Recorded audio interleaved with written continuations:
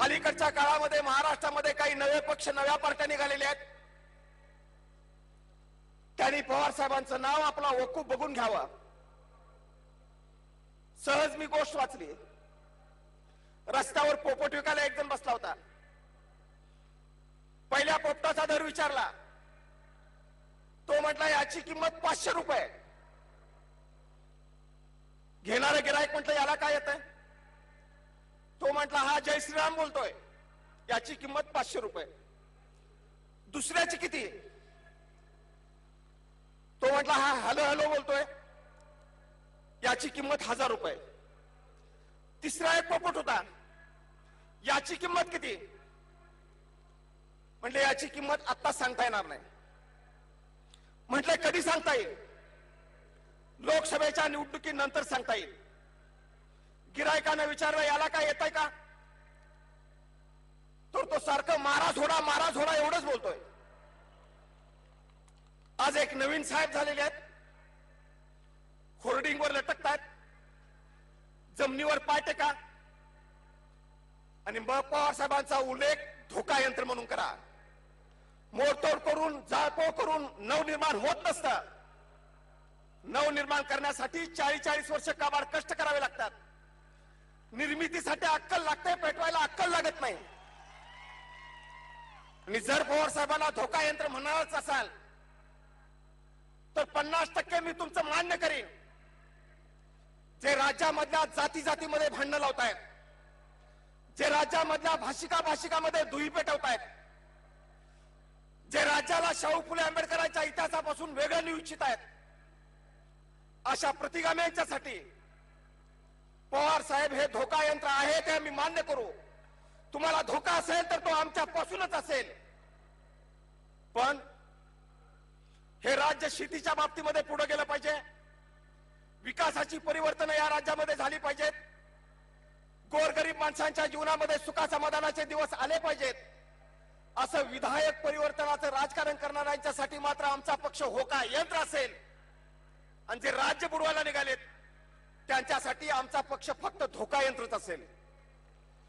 खूप सावधपणाने भावनेच्या आरी न जाता शाहू फुले आंबेडकरांचा विचार डोळ्यासमोर ठेवून, यशवंतराव चव्हाण साहेबांची राजनीती लक्षामध्ये घेऊन, दादांचं संघटन कौशल्य लक्षामध्ये घेऊन, वसंतराव नाईक साहेबांनी शेतीवर ज्या पद्धतीने प्रेम केलं त्या शेतकऱ्यांच्या निष्ठा बघून आज या सगळ्या नेत्यांचा वारसदार दिल्लीमध्ये ताटमानेनं वावरला पाहिजे.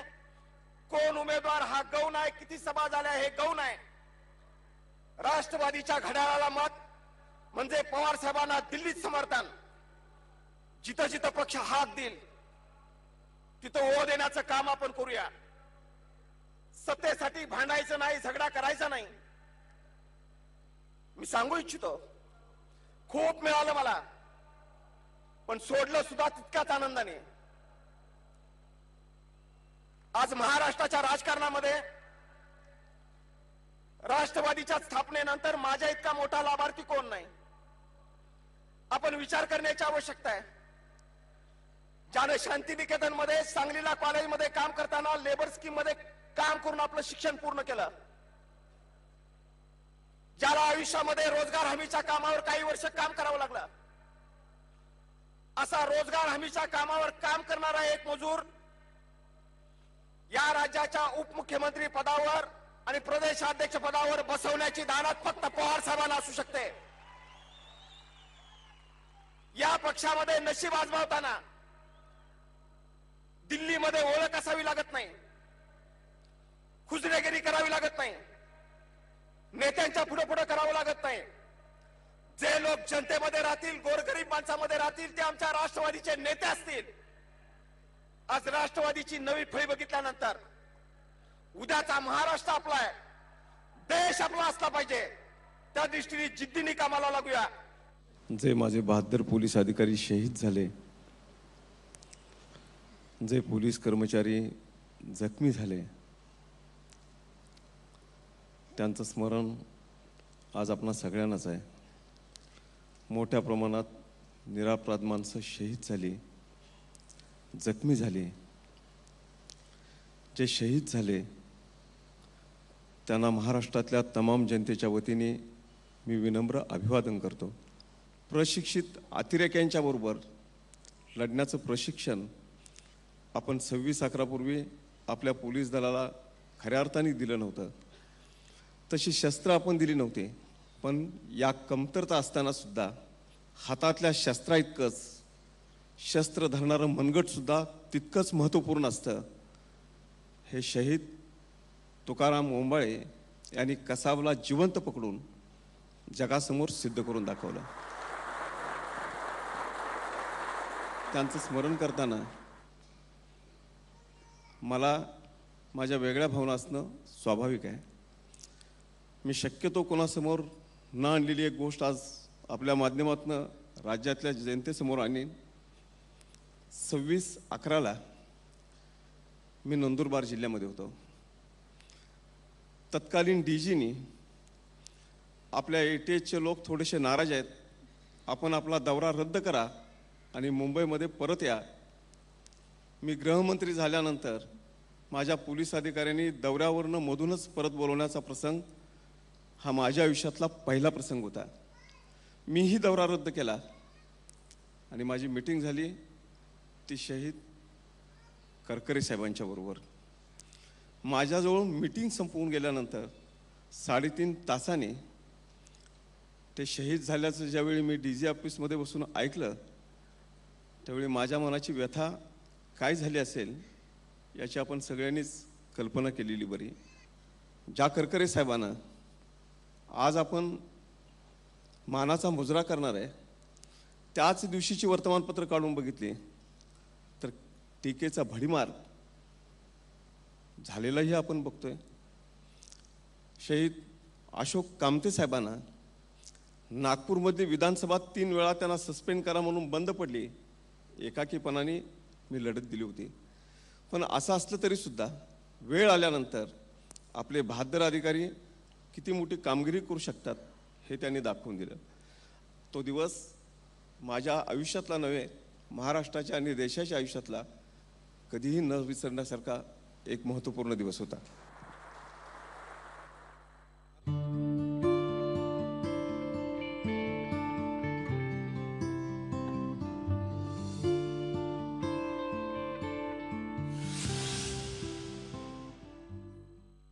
बबनराव पाचपुतेंच्या बद्दल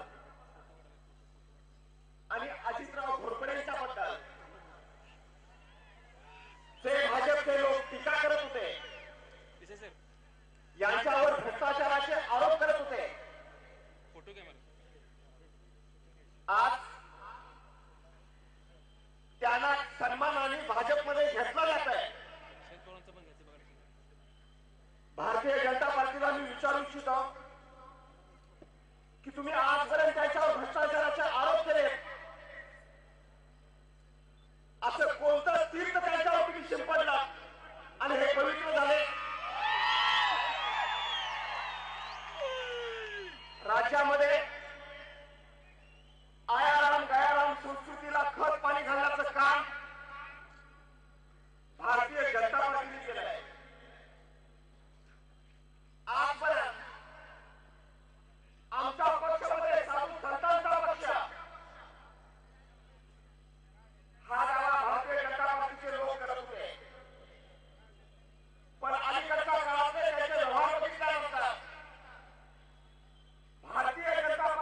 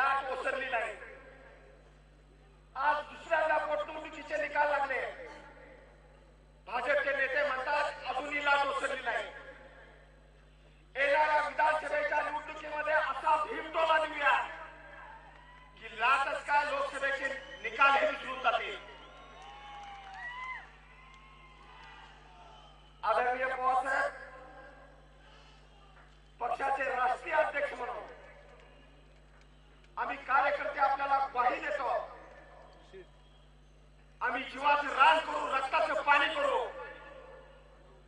पण शाहू फुले आंबेडकरांच्या महाराष्ट्रामध्ये पुन्हा एकदा पुरोगामी पक्ष आणि आपला विचार हाच मजबूत राहील.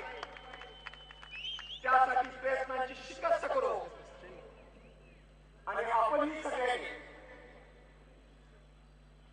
पक्ष मोठे होतात त्यासाठी जसा पक्षाचा कार्यक्रम असावा लागतो, नेता असावा लागतो, तसं पक्ष मोठे होतात ते कार्यकर्त्यांच्यामुळे. आज सगळ्या क्षेत्रातले मोठ्या संख्येने कार्यकर्ते राष्ट्रवादी काँग्रेस पक्षाजवळ आहेत. तुम्हीच पक्षाची ताकद आहात. जोमाने कामाला लागूया आणि पुन्हा एकदा देशामध्ये प्रत्येक चांगल्या क्षेत्रात महाराष्ट्र पुढे असला पाहिजे. यासाठी राष्ट्रवादी काँग्रेसच्या पाठीमागे महाराष्ट्रातल्या जनतेचं समर्थन वाचूया एवढं चळवळीचं आवाहन करतो आणि माझे 4 शब्द मी संपवतो.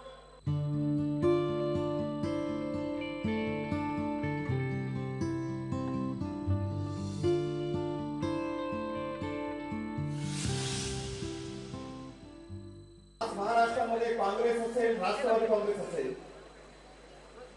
धर्मनिरपेक्षता पुढे नेण्याचा प्रयत्न करताना काँग्रेसलाही आणि राष्ट्रवादीलाही आपला प्रथम क्रमांकाचा प्रतिस्पर्धी हे भाजप शिवसेना वाटले पाहिजे. पण दुर्दैवाने आमच्या मित्र पक्षाला 1 नंबरचा प्रतिस्पर्धी आम्ही वाटतो.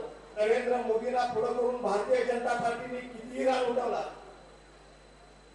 तर भारतीय जनता पार्टीचे मनसुबे नेस्तनाबूत करण्याचं काम छत्रपती शिवाजी महाराजांच्या, शाहू फुले आंबेडकरांच्या भूमीमधून पवार साहेबांच्या नेतृत्वाखाली होऊ शकेल. आणि आज काँग्रेसच्या स्थानिक नेत्यांनी थोडंसं मोठं मन दाखवून ते काम करण्याची आवश्यकता आहे. आमचं सरकार आल्यापासून 2011 पर्यंतचा इरिगेशनवरचा खर्च आहे 42,000 कोटी रुपये. याचे नोकरांच्या पगारासाठी गेलेले आहेत 5,600 कोटी रुपये. घरं बांधताना जमीन ताब्यात घ्यावी लागते, झाडं तुटली तर नुकसान भरपाई द्यावी लागते, गौण खनिजाचे पैसे द्यावे लागतात. नुसतं पुनर्वसन करण्यासाठी 6,300 कोटी रुपये गेलेले आहेत. म्हणजे 42,000 कोटी रुपये पैकी 12,000 कोटी रुपये पुनर्वसन आणि नोकरांच्या पगारावर गेलेले आहेत. म्हणजे प्रत्यक्ष कामावरचा खर्च 30,000 कोटी आहे. आता टोटल खर्च कामावरचा 30,000 कोटी रुपये असेल तर 70,000 कोटी रुपयाचा घोटाळा कसा होऊ शकतो? भारतीय जनता पार्टीच्या लोकांना, खोटं पण डिटून बोलण्याची प्रवृत्ती असलेल्या लोकांना मी दोष देत नाही. अशी टीका करण्याची त्यांना सवयच आहे. मी त्यांना माफ करतो, पण मी एकाला सोडणार नाही. आणि काय यांना ज्याने कुणी गणित शिकवलं तो जो गुरुजी असेल त्याला मी सोडणार नाही.